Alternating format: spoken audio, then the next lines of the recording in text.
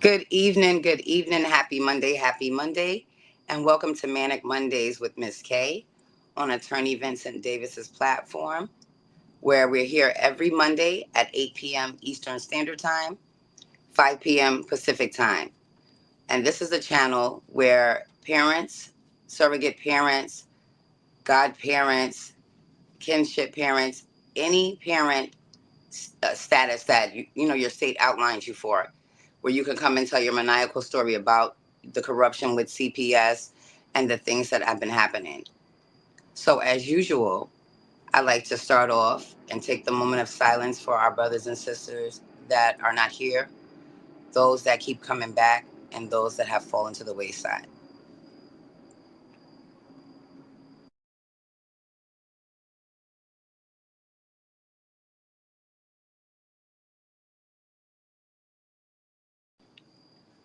My mouth is really dry. So, again, I am your host, Miss K, for Manic Mondays with Miss K. And if you'd like to be a guest, you can reach out to our producer, Grace, or you can reach out to the number below at the law offices of Attorney Vincent Davis and either schedule a consultation. I apologize. Wow. So, I did want to bring up something that was happening today. I should say, has been happening for a while. And finally, we as parents, advocates, and just the corruption within has finally been able to come to a halt. Like I said, guys, united we stand, divided we fall. So as long as we work together with our Congress, our legislative branches, um, our other parents, our advocates, our assembly people, we as parents can make change. Because as of right now, there is a cause that is getting ready to be presented to Congress, to my knowledge. Um, it's called a stand for Meg. Maybe is it called Stand for Meg or Meg for Stand? Meg for Stand. Stand for Meg is, I think, the caption. But she was a mom. She's a mom, I should say, that was fighting. That is still fighting for her kids. And she said, I think she said she fought for 11 years or 9 years, and she had 5 children. And it was like a real identifiable story. And I'm more than sure a lot of parents out there have been, biased against, alienated, interfered with parentally when it comes to visits and, communication. Medical rights have been violated, on having to do with me. There are a lot of things that, I myself thought I was going through alone. Parents, you are never alone. We are always willing to help each other as long as the fight is, you know, safe for a good cause and always to get our innocence back home. So at the end of the day, it's a blessing in disguise. And I kept saying this year was my year. This year was the year for me to make change. I did not go through all of this. I just want to say mental and psychological warfare, the breakdown, with the medical things that I'm going through, and just overall financial depletion. Like these people rearrange your life to where things that were not even part of your foundation or, your future seems to always creep in at the most coincidental times. So, this law that hopefully Congress will pass, it is a three-strike law, the first part of it. And then the second part is that these social workers will be held responsible. There will be no more perjury, lies, and corruption to my knowledge. And I'm praying, praying, praying that I could be a part of this movement and stand on those steps in DC the 20th and the 21st. with the rest of these parents that have been going through this type of drama. Like this, I just can't stop smiling because it's like something that I have been trying to get people to understand, get people to pass their message, tell your story, each one teach one.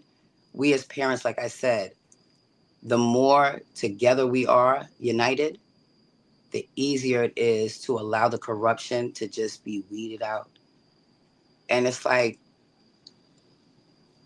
the happiness that I have right now. It's just I know I can't stop smiling. But although that's an upside to everything, there's still little tweaks and little reprimands that still need to be, put in place. So I'm gonna stick a pin in that and come back to it. I thought Miss Dorothy was gonna come on, but maybe not. Or maybe I can get Betty Joe. One of them will pop in, hopefully. So, maybe that would be a good thing. But I want to let parents know when we call to make complaints about either CPS, foster parents, or the foster care agencies, it is a blessing and a curse. And I'm always speaking on the I, as I normally do. Give me 1 second, guys. My mouth is extremely dry.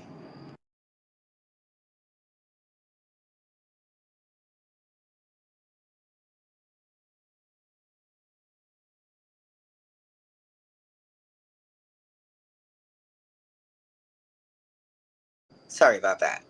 So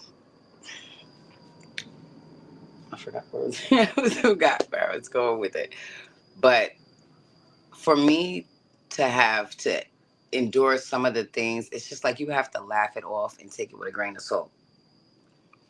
And I'm going to give you an example. When we as parents make reports, like I said before, against either CPS, ACS, DCFS, or whatever acronym it may be outlined in your state as, we either can file a report either with the foster parent, foster care agency, CPS, and its entities, or the city or county as a whole.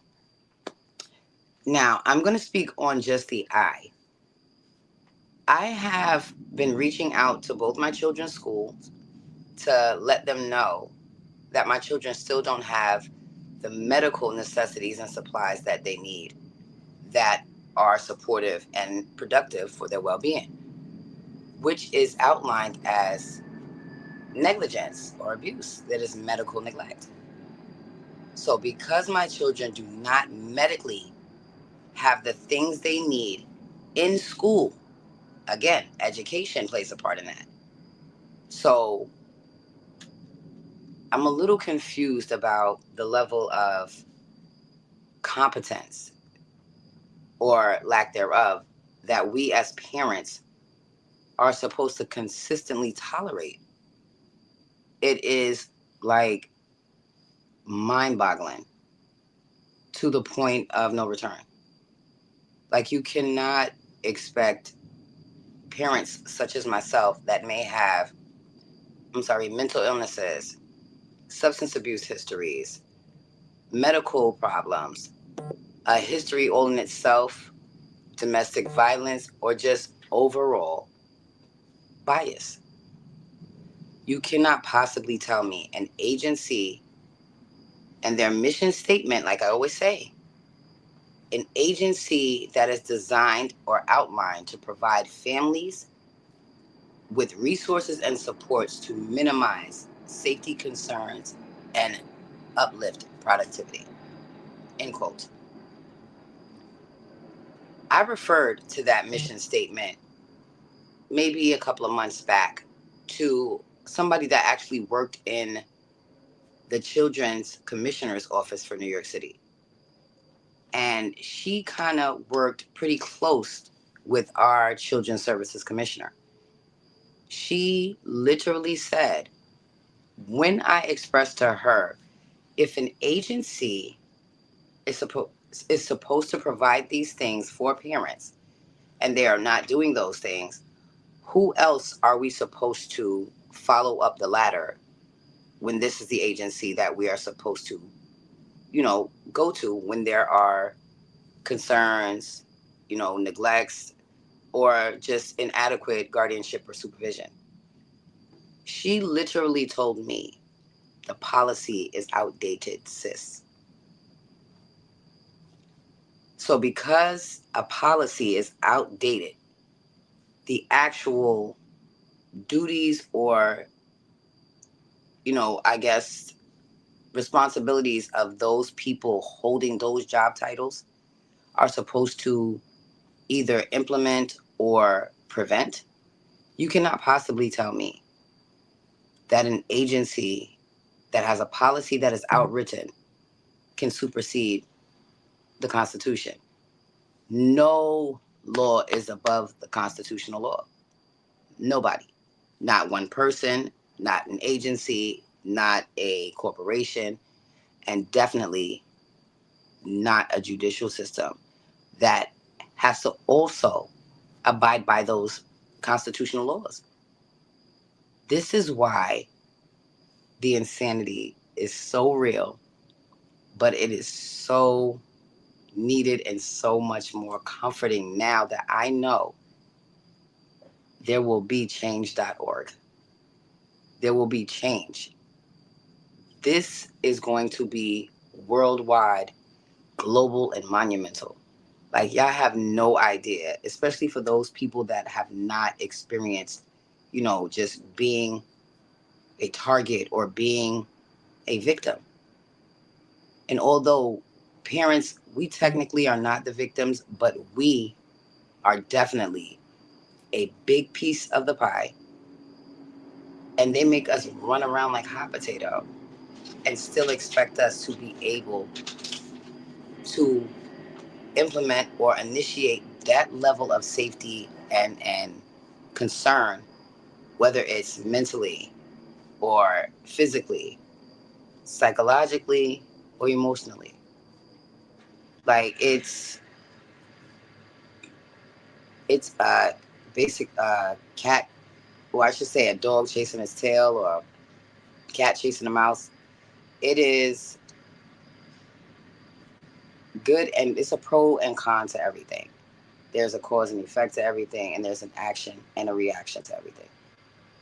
And I guess now, parents, we finally, our voices are being heard. So, stand up, come to DC, and stand on those steps and fight with us. You know, tell your story. Come be a guest, pass your message, reach out to these, delegates, these state officials.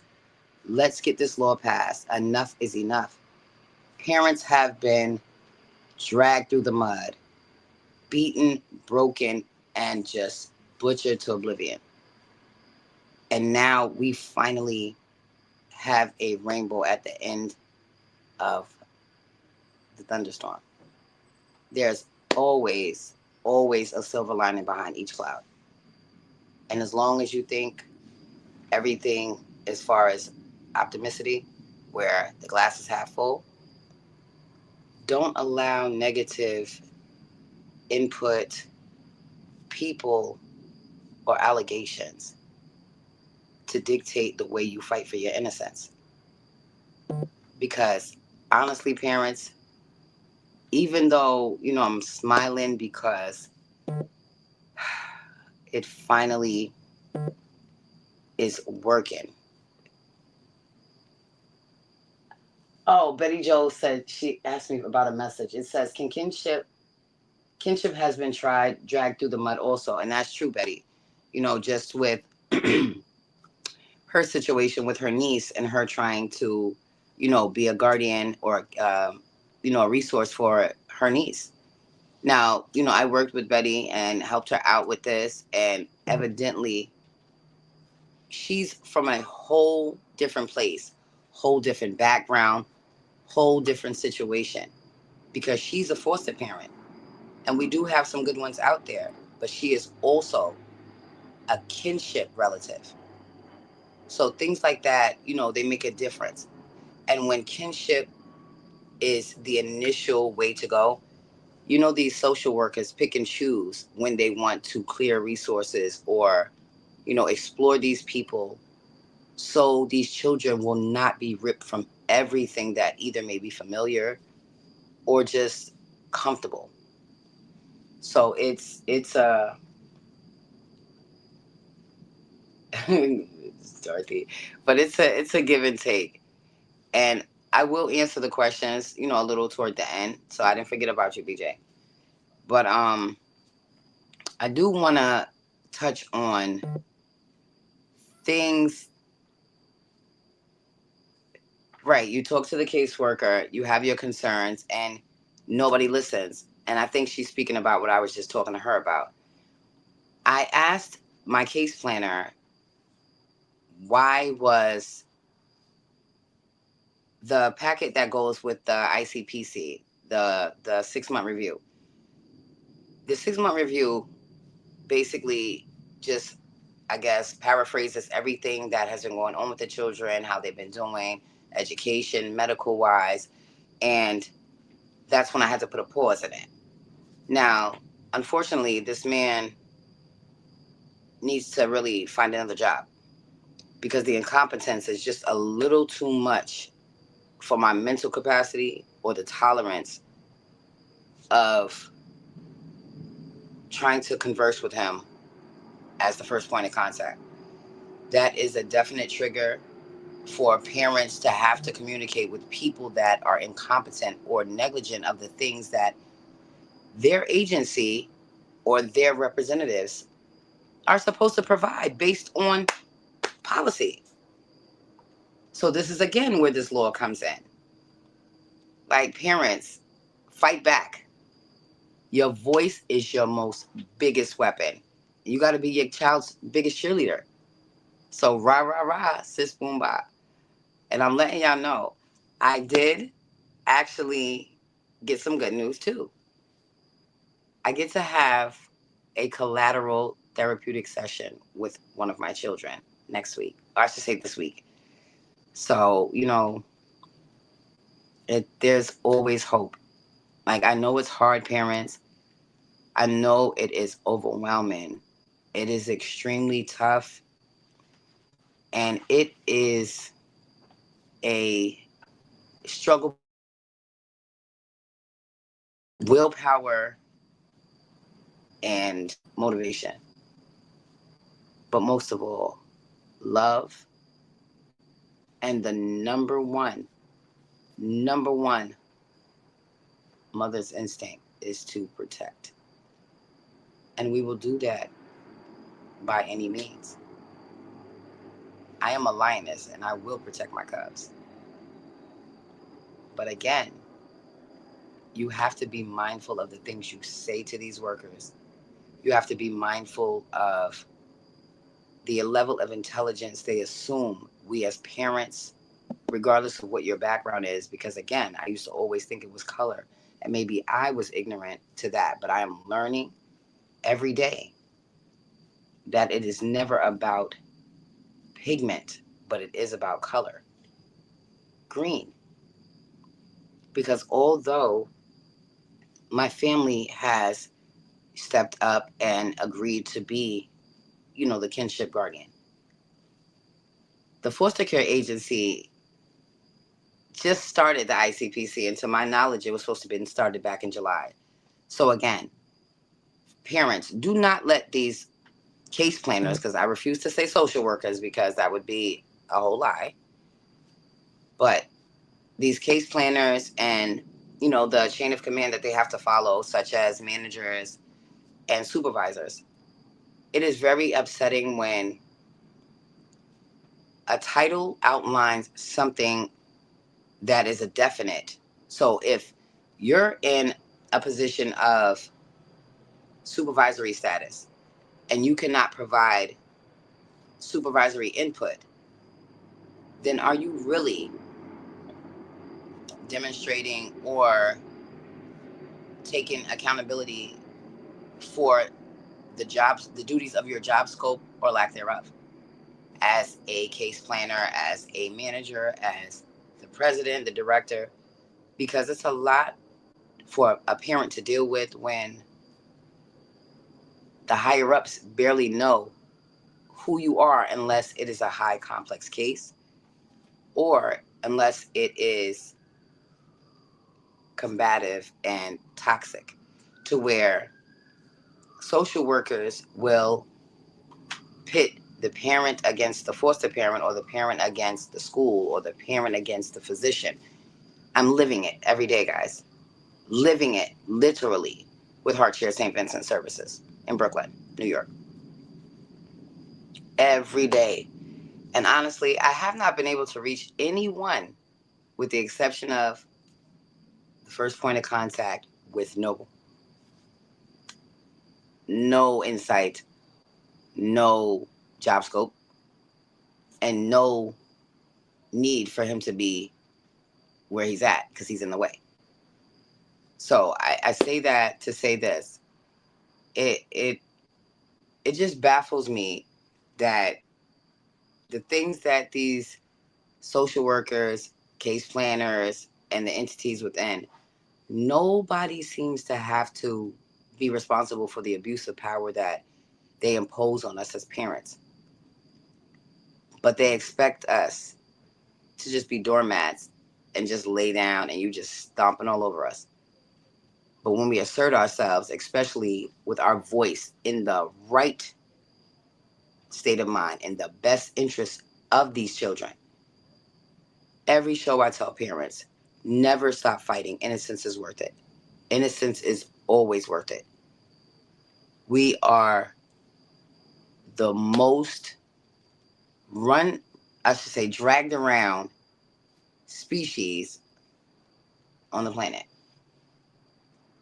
Because although animals hunt their prey a different way, Homo sapiens hunt each other.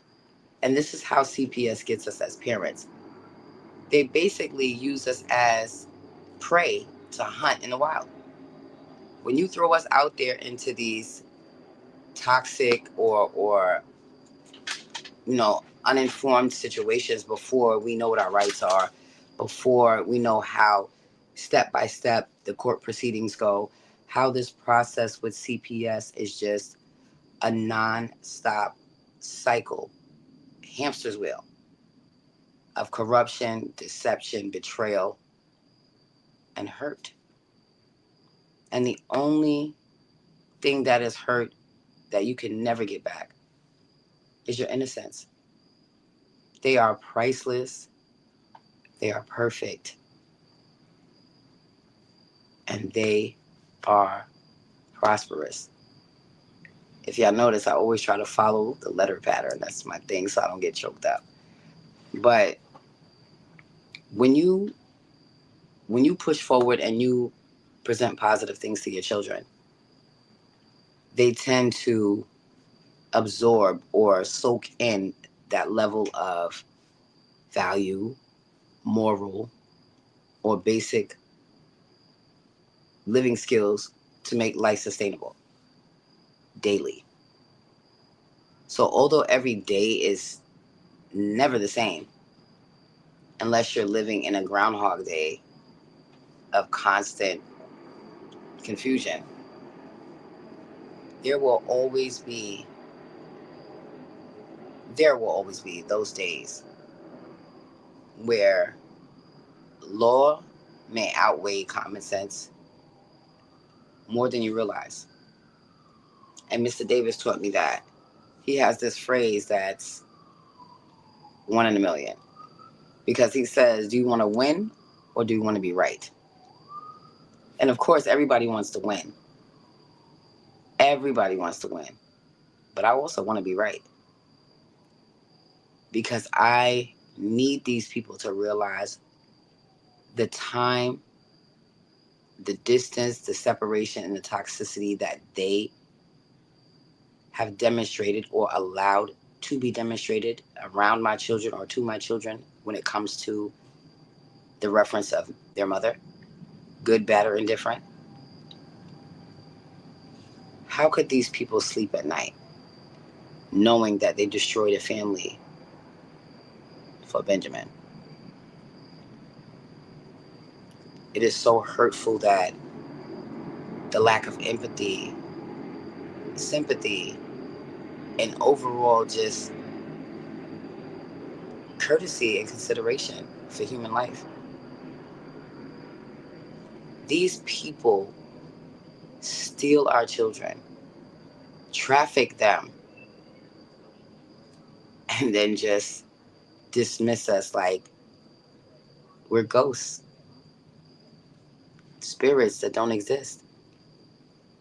Every day that goes by, parents, that you are not with your child, it severs the bond that is definitely and desperately needed to maintain the level of nurturing, the level of morals and values that we still may have not gotten to disclose based on people not doing their job or people that are insulted because we do their job, parents.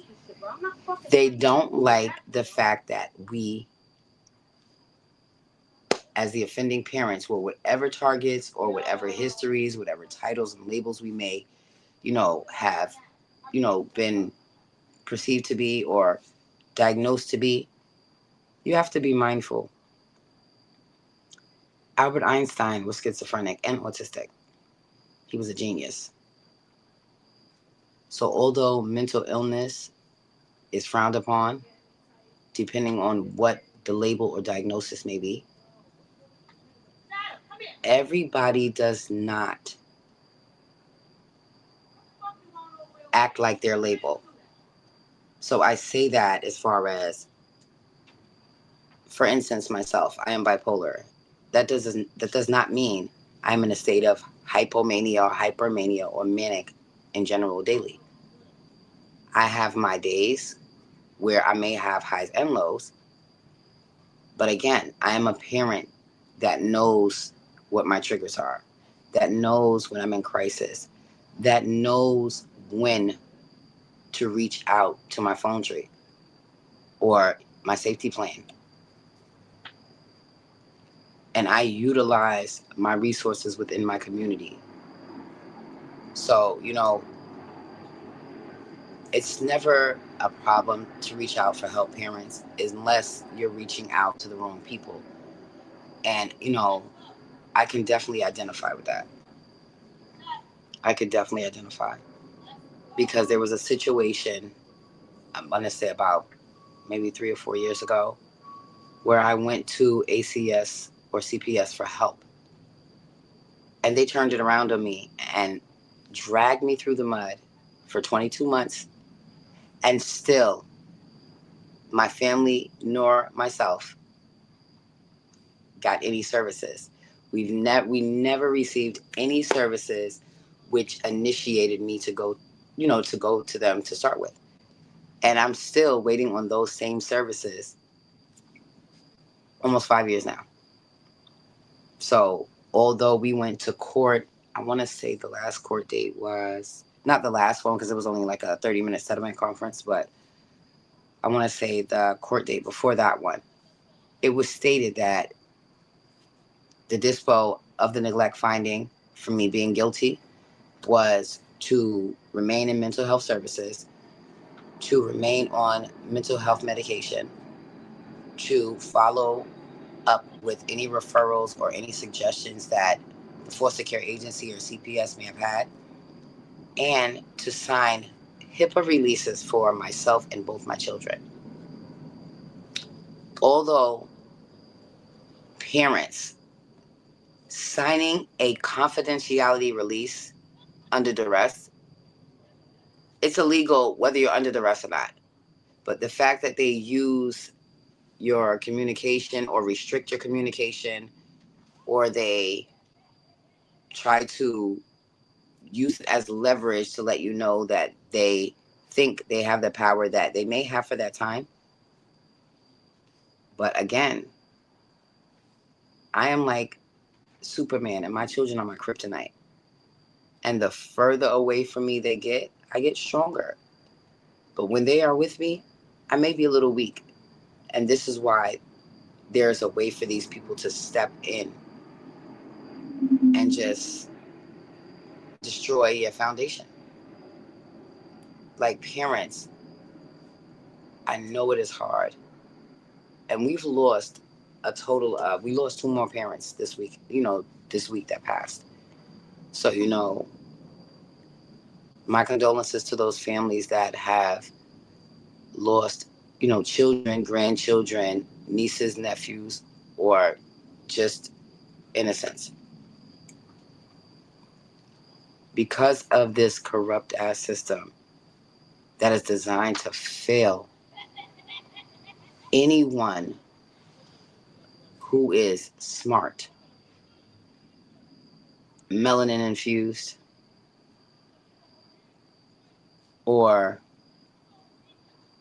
I want to say intellectually restricted. So, in a nutshell, if you're poor, if you're black, brown, or beige, and if you're ignorant or illiterate, those are the parents that CPS hones in on, and just destroys what little bit we have just put back together to basically ring around the rosy us and do it all over again. So, mental health does not get enough recognition for the things that not just parents, people in general, people suffer in silence. And it's hurtful, sickening, and scary all at the same time. And I'm a person that is speaking from firsthand experience. One, because I am diagnosed with a mental illness, and two, because my children are also, diagnosed with a mental health illness. And the things that I can't really say normal, because we as people with stigmas, we don't really identify as normal. Like, what is normal? So in the realm of society and the stigmas and stereotypes that they may give us, as far as illicit drugs that you may use, whether it's recreational or addiction turned into destruction, whether it's, you know, domestic violence where maybe all your intimate partners have been physical or emotionally abusive to you. That plays a part and a safety concern when these people pry back into your history. So I'm saying that as far as parents, it is your constitutional right to refrain. That means to not, to restrict, or to invalidate. Do not allow these people to intimidate you, menace you, harass you, or antagonize you in any way that would make you sign over your constitutional God-given right everywhere. If your attorney objects to it, there will be no jurisdiction for it to come up again. So keep that as a mental note in the back of your mind. But I will say,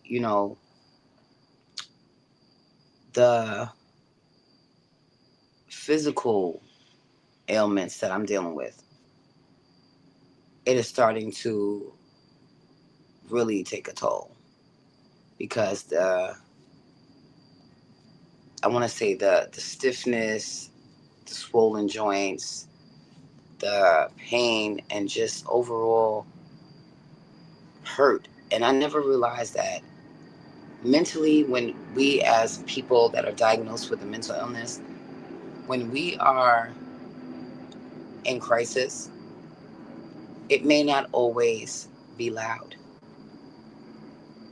So families out there, not just you parents, families of people that may suffer with mental illness and depression. You don't have to hover these people, but be mindful. We suffer in silence. And one ear can save a life. One phone call can save a life. One possible coincidence can save a life. These parents are bending, breaking, battered, bruised, and beat back. So, the life that we are going through right now, or have been going through, this corruptive walk with these people that steal our children, how do y'all sleep at night? Because I still have never received an answer. Any social worker or case planner that I have expressed that question to, nobody has responded yet. Yet. And my children have been in care for almost 3 years and have not had any communication with me since April 23rd of last year. But I get to have a collateral Zoom session, God willing, because he has the final say. But I just, parents, no matter where you are in your CPS case, how many court proceedings you've had, what module you're in, just remember innocence is worth it. Innocence is worth it, and the fight is not over until it's over. And I say that because even when your rights are terminated, ask Mr. Davis, and he'll tell you there are ways to have that overturned. And he's seen it happen. So because he has witnessed those things and his word is golden in my eyes, I'm a groupie. But anyway, if he says he has seen it and it is possible, it's like the Field of Dreams. If you build it, he will come. If he says it, it's possible and it will happen. But you have to be in it to win it, and you have to believe in order to achieve. Our innocence is the only perfect thing that we have ever, as parents, done the right way. And I'm more than sure we've done other things, beneficial ways, productive ways, healthy ways, safe ways, and financially stable ways. But that does not mean life don't be life in. Life be life in, y'all. And I'm a prime example of that. I am exhausted right now. And I still, with every joint pain that I'm going through right now, even though I keep smiling, my face is burning. But it is a blessing to know that change is upon us.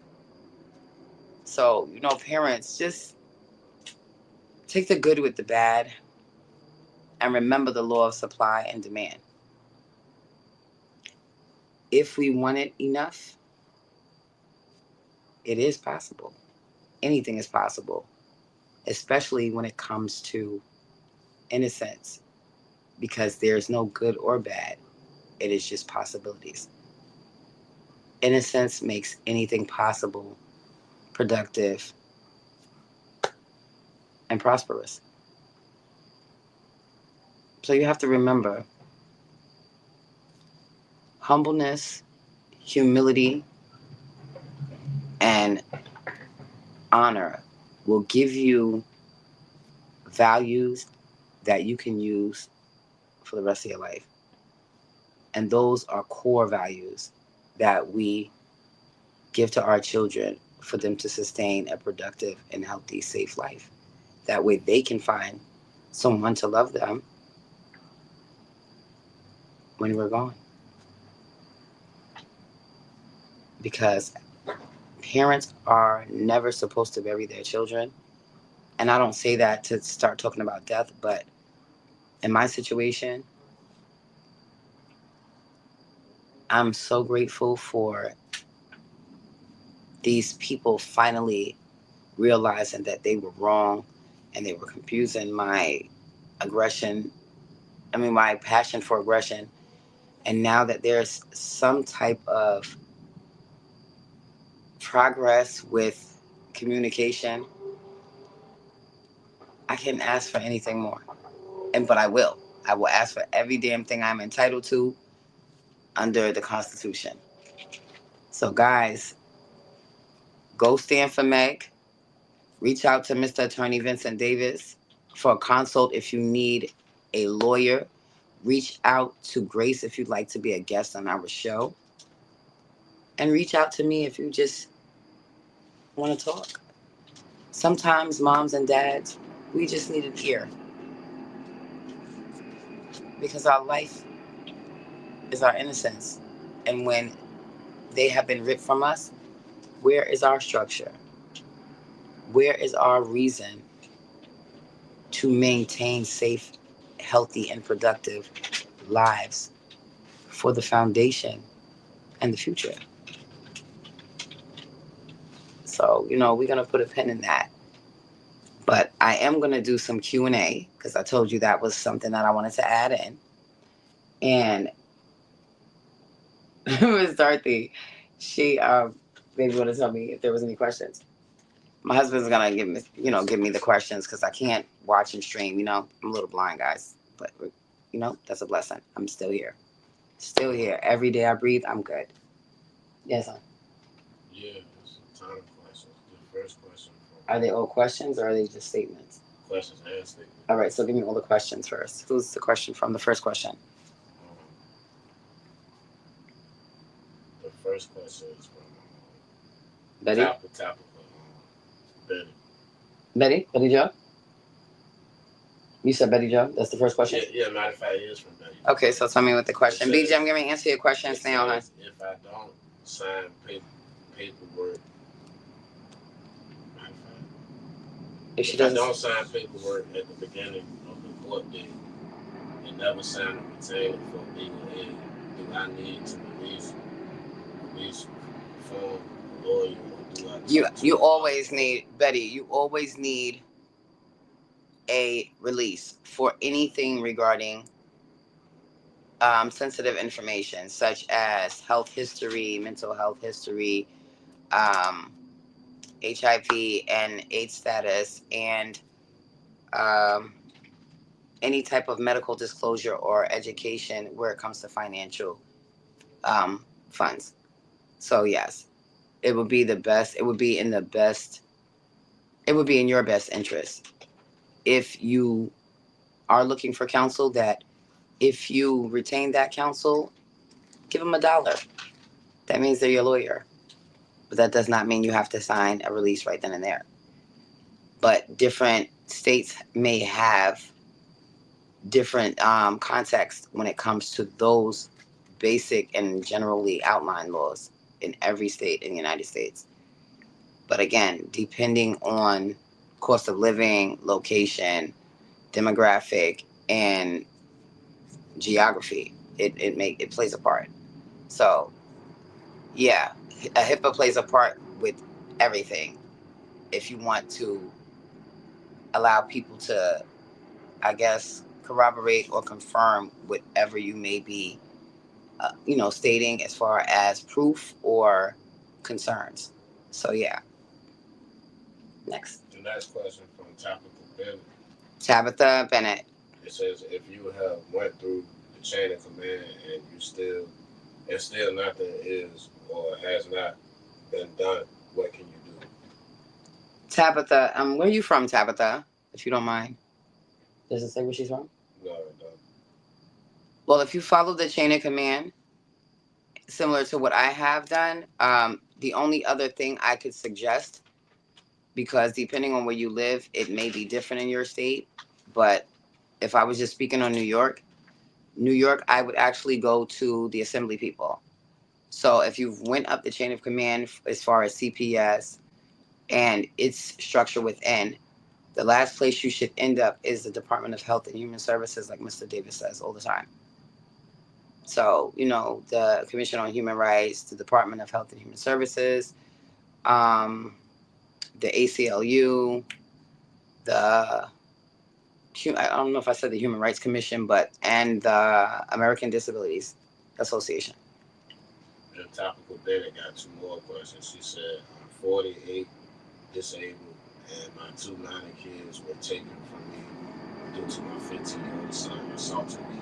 What can I Is that for Tabitha? do? Yeah. As far as the assault, it was a domestic dispute. If the child is still residing with you, I'm more than sure then he would have like a limited order of protection. If I'm correct, he would have a limited order of protection. And technically, if you are getting assaulted by a minor child and you have two other minor children there, that is a safety issue, and you have to be mindful of the other two innocent lives. So, based on me not knowing exactly what state you were in, if I was in your position in New York, me personally, I would make sure I obtain a protective order for my two minor children as well, just to make sure they are part of the safety plan and I have covered all aspects. Okay, Tabitha? Next. The next question, she said, if if my daughter is ill and the dad assaulted her, and the dad has a record, and it has a record, how will I retain a full custody of my grandson? That is a tricky question, and I'm not going to actually answer it legally because I don't know what state you were in. But if you were in New York, you would have to apply. You would have to petition for guardianship first of all, first and foremost, and you have to petition under grounds of child abuse or child endangerment. That would what I would do if I was, if you were in New York. That's what I would do if you were in New York. So And then she said, do I have to have my therapist give my psychiatrist give give all my information? I'm not sure if I fully understand the question. Are you asking me if your therapist and psychiatrist need to have a release? Because to my knowledge, mental health treatment consists of the therapist, which is one-to-one therapy, your weekly sessions, and then your medication management. And if you're not on medication, you do have um, psychodrama therapy, where you speak to the psychiatrist to let them know that at this time you do not need any enhancements or any focus medication. But again, I don't know which state you're in. She's in California. Oh, so then you would be, most of those things Mr. Davis could probably answer, and you might be better off reaching out to him because I'm not too familiar about the laws in California because I live in New York. She said, what are disability rights? Yes, the American Disabilities Act, and you need to reach out to the ACLU, the American Civil Liberties Union. They also, help out with medical, mental health issues, or overall handicaps.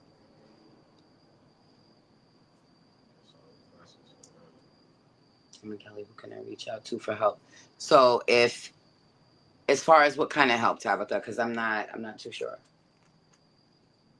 Because if you have a disability, there's different types of agencies that we can refer to because I'm also disabled. So I understand She said, if they don't. if you're homeless. Are you in a shelter? Are you in a I know you don't have your children right now, but are you in a shelter or do you have housing? Because if you don't, that's where you need to start. You need to have a roof every day. Then you need to reach out to your local assembly people. Reach out to Mr. Davis today. Reach out to him, and he may have some resources for you. You can ask to speak to Miss G. I'm more than sure she does. But you can also, Bob is pretty good at those things, little do you know. So, use the platforms that Mr. Davis, has out there and apply to his school. It's the SKOOL. There are valuable pieces of information there. There are many things that parents, grandparents, kinship, relatives, and get his book off of Amazon. He's coming up with another one. I'm waiting for that one. But yeah, so no one will take me because I'm a liability. I know you see. I don't know if you've seen my Facebook. Reach out to me on Facebook because I don't want to tell your personal business over the line. So you can reach out to me at KAY Richardson on Facebook after this is over if you'd like to. And we can discuss it a little further if that's all right. Tabitha, is there any more questions, babe? Oh, no social media. Okay, let me see if I can give you a private chat. Hold on. 1 second, let's see. Nope, I can't do that. That's not gonna work. I need that to be young. Well, you can. I do have a business number. It is, if you want to write it down, because I don't want everybody in it. But it's 347-246-1710. That's for Tabitha. And anybody else who would like to be a guest or who needs to talk or who just wants to be a mom or dad and just needs another parent's arm, ear, shoulder. You're welcome, Tabitha. Hope to hear from you soon. But is there any more questions, son? No, that's it. That's it. Hi, Desiree. Just people speaking. What's the please about, hon? Desiree? The JV 180 or the JV 800? What is that in reference to? What type of case do you have, Desire?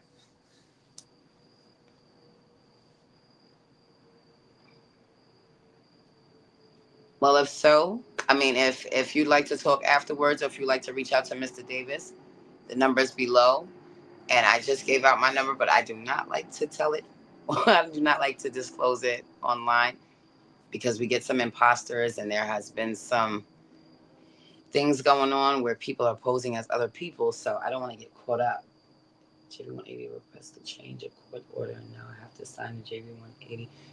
Don't sign it. Stay blessed, baby, and I always say this battle is not ours, it's the Lord's. That's right, Miss Talita. So, again, I probably have like 6 or 7 minutes, but as usually, my message is conveyed. I want to thank my other half for being my eyes during this time while I'm trying to be the voice and the ears to listen to you guys. But again, parents, every drop of blood, every piece of perspiration, every drop of perspiration, every sore joint, every frustrated and stretched to the max muscle is worth any amount of fight when it comes to our innocence. They are perfect. They are precious. They are priceless. But they are ours. They are ours. And nobody gets to dictate how we parent, guys. So as usual, we are here every Monday at 8 p.m. Eastern Standard Time, 5 p.m. Pacific Time on Attorney Vincent Davis's platform. And to my girls, as usual, we are all we have. You are your sister's keeper, and y'all are amazing. I am Miss K from Manic Mondays with Miss K on Attorney Vincent Davis's platform. And y'all have a blessed night. Innocence is worth it. Never stop the fight. Peace and blessings. Grace?